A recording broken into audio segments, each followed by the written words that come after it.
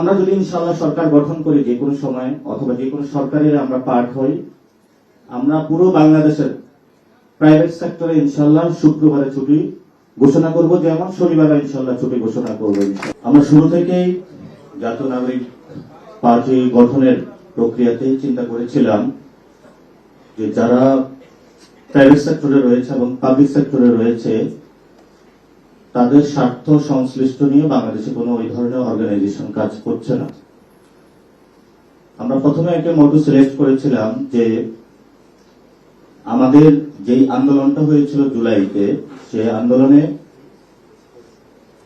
বৈষম্য বিরোধী নামটা এসেছে এই জন্যই, আপনি যদি আগে আওয়ামী লীগ হতেন, ছাত্রলীগ হতেন, কোন পরিবারের নির্দিষ্ট পরিবারের সদস্য হতেন, কোন কোম্পানির ওনারের নিপিউ বা ভাতিজি হতেন, ভাতিজা হতেন, সন্তান হতেন, তখন আপনার চাকরির প্রবাবিলিটিটা অনেক বেড়ে যেত।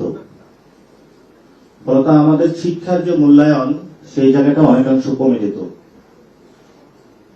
তো বাংলাদেশের পাবলিক সেক্টর এবং প্রাইভেট সেক্টর দুইটা সেক্টরেই দলীয় দাস, পরিবারতন্ত্র, ঘোষ এবং যেটাকে বলা হয় তৈল মর্দন, এইসবই ছিল চাকরি পাওয়ার ক্ষেত্রে বড় ধরনের ক্রাইটেরিয়া।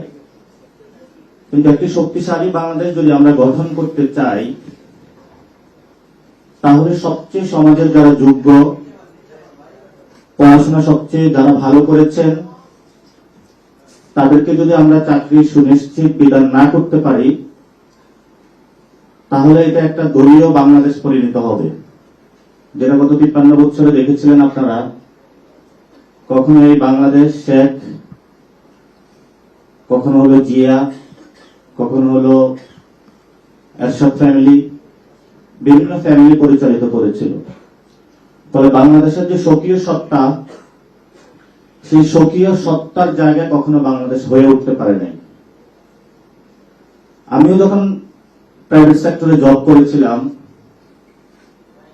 আমাদের বড় একটি চাওয়ার জায়গা ছিল আমাদের চাকরি যেটা আমরা করছি, চাকরি কালকে থাকবে নাকি থাকবে না, এই চিন্তা নিয়ে প্রতিদিন রাতে ঘুমাতে যেতে হতো। কারণ চাকরির যে ফরম্যাটটা, এটা বাংলাদেশে ইনস্টিটিউশনালাইজড না। ফলত বসের ইচ্ছা মতোই পরবর্তী দিন আমার চাকরি থাকবে নাকি থাকবে না সেটা নির্ভর করত। অর্থাৎ আমি দিনে কতটুকু কাজ করি, সপ্তাহে আমি বসকে কতটুকু রিপোর্ট দিলাম, আমার কাজের মেরিট কতটুকু, সেটা কখনো বস গণ্য করতো না। তো যখন এই অনিশ্চয়তার মধ্য দিয়ে একটা মানুষ চাকরি করে, তখন তার প্রোডাক্টিভিটিটা কমে যায়। নট অনলি দ্যাট, আমাদের প্রফেশনাল যারা প্রাইভেট সেক্টরে রয়েছেন, অ্যাকাউন্টেন্ট বলি, ফাইন্যান্সিয়াল সেক্টরে যারা রয়েছেন, আইটি সেক্টরে যারা রয়েছেন, যে কোনো সেক্টরের কথাই বলি, তাদের স্বার্থ সংশ্লিষ্টতার জন্য যদি কেউ তাকে চাকরি থেকে বের করে দেয়, তার যে প্রভিডেন্ট ফান্ড থাকে সেগুলো যে সে কিভাবে আদায় করবে, নিশ্চিত করবে, সেই ধরনের কোনো বিধানও নেই, অথবা তার সেই শক্তি সামর্থ্যের জায়গাটাও থাকে না। কারণ বাংলাদেশে যারা ব্যবসা করে, অধিকাংশ ব্যবসায়িক গোষ্ঠী হলো মাফিয়া গোষ্ঠীতে পরিণত হয়েছে। ফলত আমাদের ইলেকশন কমিশন যে ধরনের জঙ্গলি কায়দায় চলে, তারাও নিজেদের মর্জি মাফিক ইচ্ছা মতন হলো কর্মীদের উপরে, এটা হোয়াইট কালার বলি, ব্লু কালার বলি, একজন মালি বলি, কর্মচারী বলি, সিইও বলি, লিগ বলি, কোলিগ বলি, সবার ক্ষেত্রে সে একই রুল হলো বাস্তবায়ন করে। এবং একজন ব্যাংকার যারা বাংলাদেশে চাকরি করছে,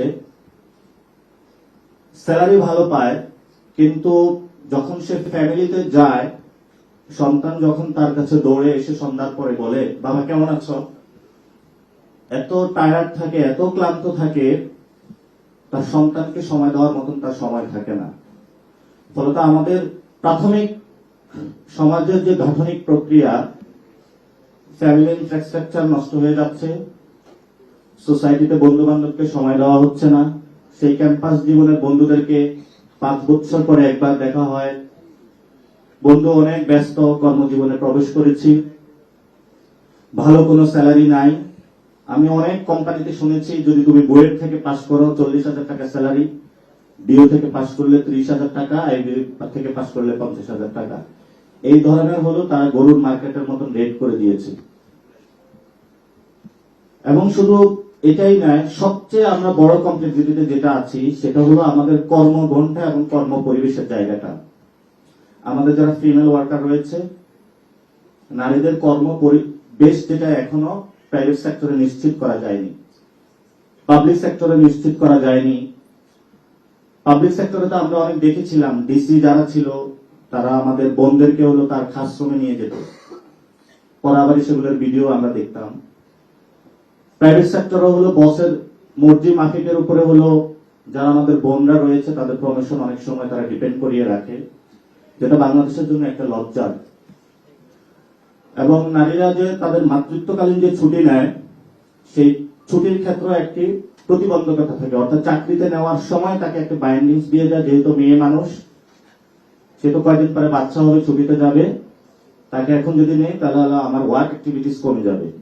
কিন্তু আমাদের যে এক্সপিরিয়েন্স প্রাইভেট সেক্টরে দেখিয়েছি, আমাদের যারা বোনরা রয়েছেন তাদের ফোকাস এরিয়া অনেক বেশি, অর্থাৎ কাজের ডেলিভারি আমাদের চেয়ে আমরা অনেক বেশি দেখেছি তাদেরকে। এবং তাদের ক্ষেত্রে আমরা যেটা দেখেছি, তারা হলো কোনো অফিসে চুরি করে না, কোনো বাটপারি করে না, মিথ্যা কথা বলে না, কোনো ঘুষ খায় না, একদম ডেডিকেটেড ওয়াইতে কাজ করে। তো যখন একটা মানুষ এত অনেস্ট দিয়ে কাজ করে, কিন্তু যখন ট্রিটমেন্টের বেলায় আসে, সেখানে একটা মেল ডমিনেটেড সোসাইটির মতন আচরণ করা হয়, তখনই আমাদের প্রাইভেট পাবলিক সেক্টর সব জায়গায় নারীদের কর্ম পরিবেশটা অনেক ক্ষেত্রে হলো নিম্নমুখী হয়ে যায়। এবং আমরা যদি ইনশাআল্লাহ সরকার গঠন করি যে কোনো সময়, অথবা যে কোনো সরকারের আমরা পার্ট হই, আমরা পুরো বাংলাদেশের প্রাইভেট সেক্টরে ইনশাআল্লাহ শুক্রবারে ছুটি ঘোষণা করব, যেমন শনিবারে ইনশাআল্লাহ ছুটি ঘোষণা করবো ইনশাআল্লাহ। এটা আমাদের একটা কমিটমেন্ট। আমি আগেও বলেছি, অনেক প্রাইভেট সেক্টরে যারা ওনার রয়েছেন, আমি নিজেও কাজ করেছিলাম, সেখানে দেখেছি আমার শুক্রবারও ফ্যামিলি লাইফ ছিল না, শনিবারও ছিল না। শুক্রবারে সকাল থেকে ঘুম থেকে ওঠার পরে নামাজের পরে একটু জামা কাপড় ধোয়া, এর মধ্যে শুক্রবার চলে যায়, সকালবেলায় আবার অফিস। একজন মানসিক যখন বিকাশ না হয়, তখন সে কাজের ডেলিভারিটা ক্রিয়েটিভ ওয়ার্কে দিতে পারে না।